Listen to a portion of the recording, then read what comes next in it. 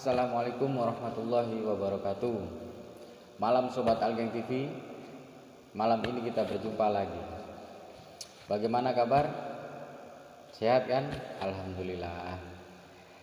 Semoga semua sobat-sobat Algeng TV yang di sana yang lagi nonton, entah ngopi, entah ya, yang penting kita enjoy belajar lagi malam ini. Malam ini kita belajar lagi tentang akhlak. Kita tahu akhlak kan perilaku kita kepada sesama makhluk hidup. Tanpa lama-lama kita dengarkan sama-sama seberapa pentingnya akhlak dalam kehidupan kita sehari-hari. Check this out. Assalamualaikum warahmatullahi wabarakatuh. Waalaikumsalam warahmatullahi wabarakatuh. Alhamdulillah kita ketemu lagi kek. Alhamdulillah kita berjumpa kembali. Semoga sobat Al yang di sana sehat semua kek. Amin amin Allahumma amin. Biar kita tetap selalu bisa belajar bersama-sama. Oh iya. Malam ini kita mau belajar akhlak.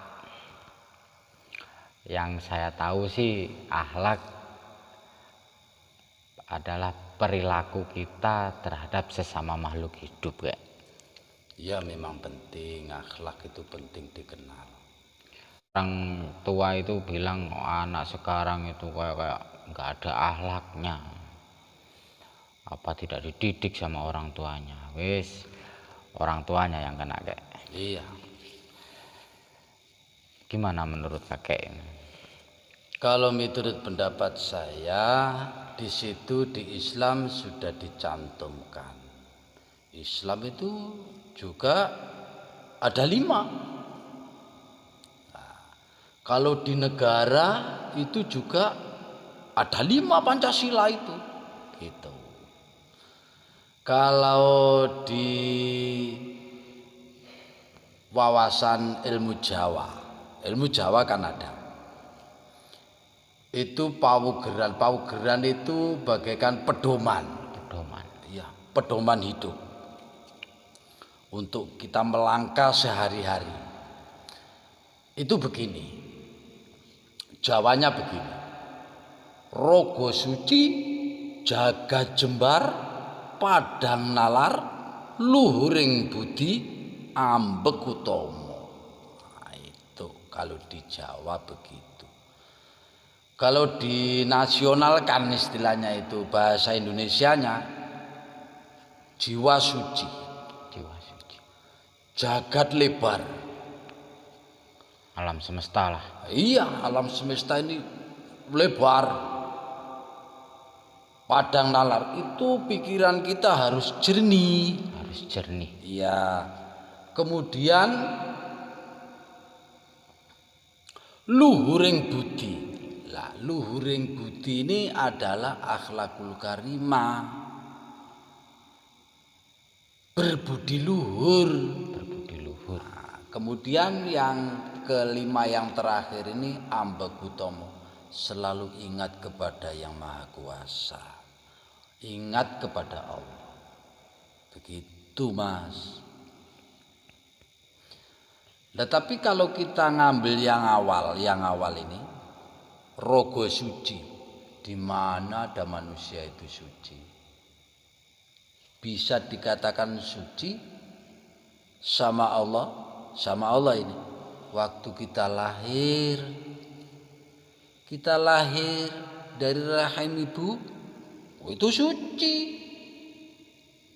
Kemudian selanjutnya ke sana, ya lain lagi. Sudah mulai ada kuman-kumannya ya kayak. Ya banyak kumannya. Kemudian yang kedua mas, yang kedua itu jaga jembar. Allah itu mengasih kebebasan kepada kita itu seluas-luasnya. Jagat timur, alam barat, alam selatan, alam utara, seantero. Wah, begitu Mas. Jadi kita itu dikasih kebebasan memang sama Allah. Kemudian kalau melihat yang ketiga, padang nalar. Kita itu jangan terlalu misalnya ada masalah mengambil kesimpulan dengan cara emosi. Enggak boleh.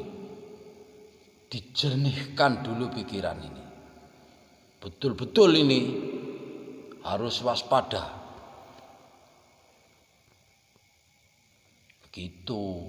Waspada dalam mengambil sikap, Dalam menghadapi masalah. Iya. Kemudian yang keempat, wah ini yang katanya sampean tadi itu akhlakul karimah. Luhuring budi. Luhuring budi itu bisa dikatakan sopan santun.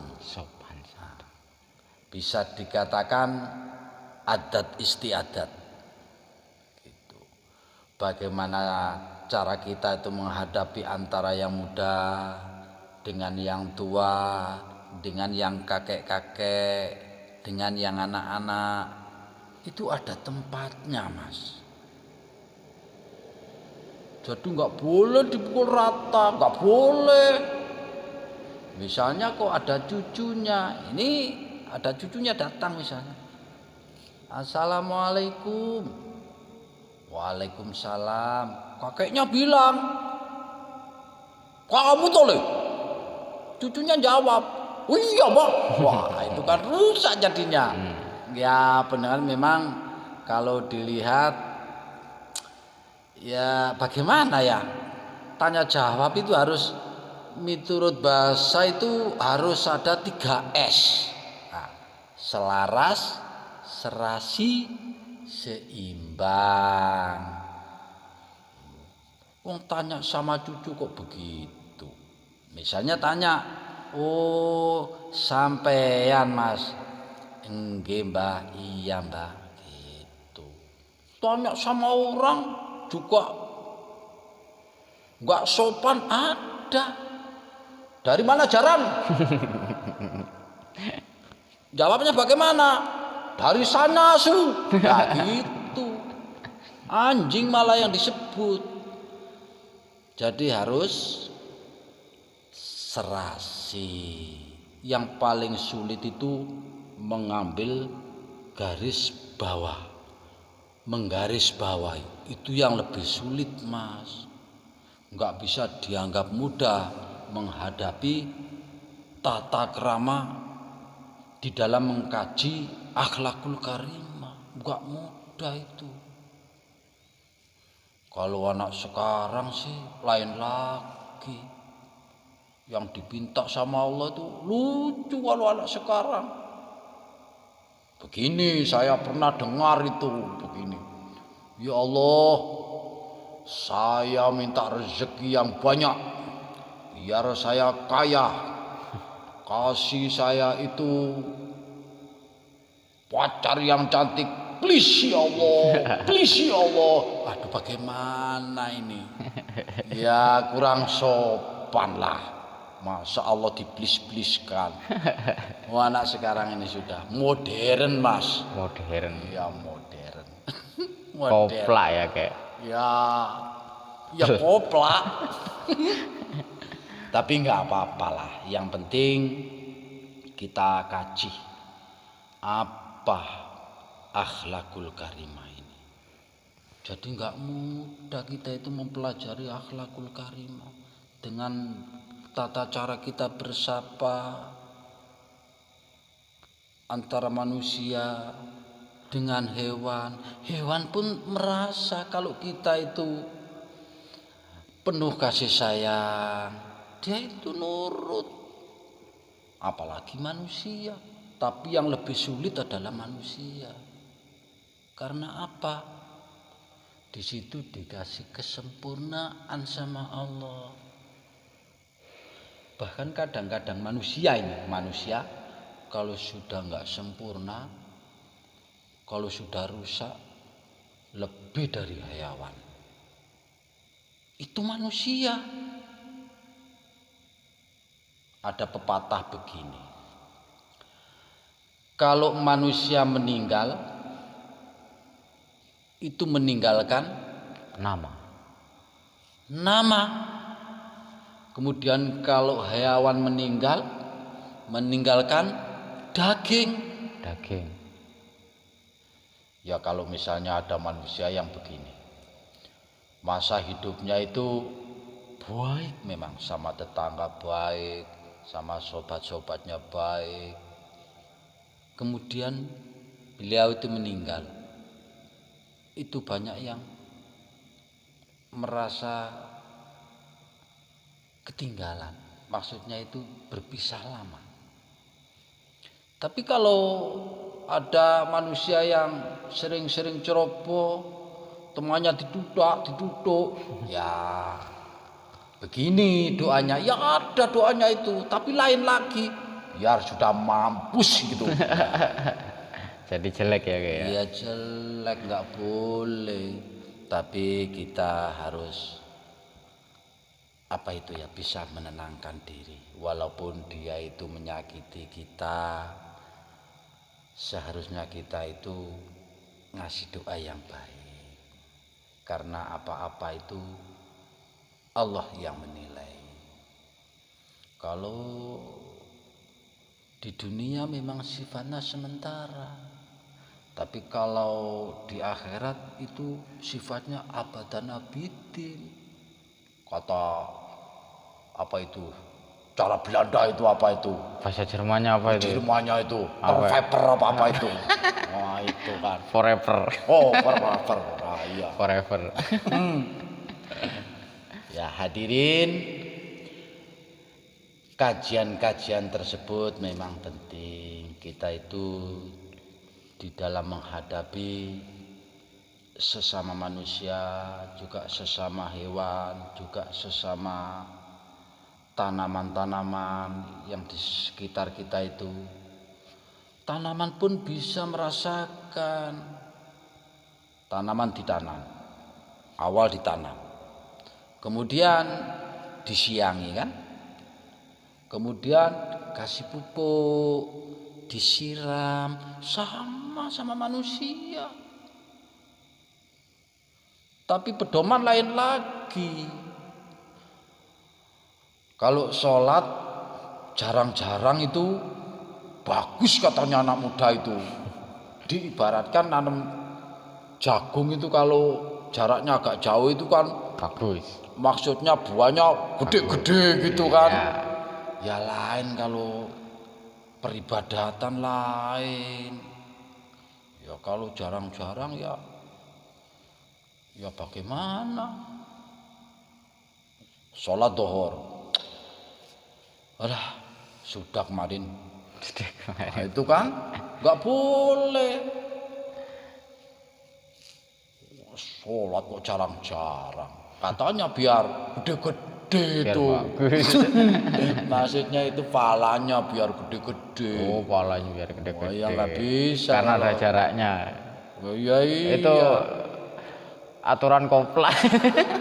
Ya itu apa katanya Sunda bahasa Sunda itu PA katanya. Wah. Ya hadirin, kita cuma di mana ya mengelola adat istiadat sopan santun. Kita nyapa sesama manusia seharusnya bertata bersabda yang baik. Dari mana Mas? Dari sana, Dek. Itu kan bagus dilihat, didengarkan Enak. oleh telinga itu enak. Jadi kalau kita itu sopan, orang tua juga senang deh. Ya senang lah, karena apa perbuatan. Kalau di Jawa itu begini, ada pepatah begini. Anak pola bobo keperada. Istilahnya yang berbuat jelek itu anaknya, tapi yang kena orang tuanya. Anaknya siapa? Apa enggak dididik? Nah, kita yang kena. Kita yang kena imbas. Makanya hadirin, terhadap putra-putra sampean harus ngasih contoh yang baik, terutama kaum ibu. Terutama kaum ibu yang sering dekat sama putri-putrinya, putra-putrinya. Kalau kita itu jarang, berangkat pagi kadang sore Pulang sore. Kadang pulang sudah tidur. Kasihan kan. Tapi kita nggak boleh putus asa. Kita doakan Allah maj'al wa auladana min ahlil ilmi wal khair, kan begitu didoakan. Hadirin yang kita capek sekarang, yang kita harapkan dari Allah, mudah-mudahan kita itu dikasih ilmu yang manfaat dunia akhirat, ditetapkan iman Islam ihsan sama Allah, begitu sesuai dengan bait yang terakhir, ambek utomo. Nah, ambek utomo ini selalu ingat kepada Allah. Kalau sudah tidak ada orang, misalnya sudah capek-capek, bacalah istighfar, astagfirullahaladzim. Syukurnya nikmat dari Allah dinikmati. Begitu. Jadi kita selalu mengingat Allah lah. Setidak-tidaknya itu, namanya manusia kan banyak lupa, tapi kalau ingat itu disambungkan kepada Allah. Begitu Mas. Itu insya Allah akhlak kita bisa kita bina sedikit demi sedikit. Begitu Mas. Jadi tetap terjaga nggih. Ya nggak terlalu buruk lah. Nggak banyak buruknya lah. Nggak terlalu banyak kumannya nggih. Ya, memang di situ ketetapan manusia. Nggak ada manusia itu yang pandai. Nggak ada manusia itu yang pinter. Nggak ada. Tapi Allah itu memang maha adil. Maha adil. Allah menciptakan manusia itu nggak ada manusia yang bodoh. Percaya sampai? Nggak ada. Misalnya seperti Gus Yai misalnya. Beliau kafat Yasin. Kalau kita belajar kafat juga kan? Iya. Misalnya Yai bisa baca sholawat ini. Kalau kita belajar Bisa insya Allah. Belajarnya itu yang kadang-kadang kita rasa-rasen. Nggak boleh. Jadi manusia itu istilahnya menciptakan manusia, alam sekitarnya ini di dalam keadaan bagus semua, indah semua. Kalau kita tidak memperbaiki akhlakul karimah, dunia ya otomatis rusak, alam otomatis rusak. Kayu-kayu ditebangi, hayawan-hayawan diobat, Diburu. ya hancurlah semua. Karena apa? Ulah manusia. Saling membunuh. Itulah manusia. Perang di mana-mana. Iya, tapi kita selalu memohon kehadirat ilahi Rabbi. Mudah-mudahan Indonesia ini baldatun thayyibatun warabbun ghafur, dikasih kemurahan sama Allah. Apalagi sekarang ini, waktu ini ada namanya penyakit COVID-19. Corona. Mudah-mudahan sama Allah cepat Amin. disingkirkan atau ditarik kembali sama Allah. Begitu Mas. Kita sama-sama berdoa hadirin. Mudah-mudahan Indonesia bisa dikasih jaya. Amin Allahumma amin. Sekiranya Mas, para hadirin, cuma itu yang bisa saya sampaikan. Mudah-mudahan bisa manfaat fid dunya wal akhirah. Amin Allahumma amin. Wassalamualaikum warahmatullahi wabarakatuh. Alhamdulillah, kita dapat ilmu lagi malam ini sobat.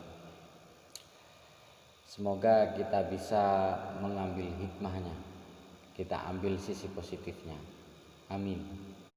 Oke, jangan lupa like dan subscribe dan klik tombol lonceng yang di bawah.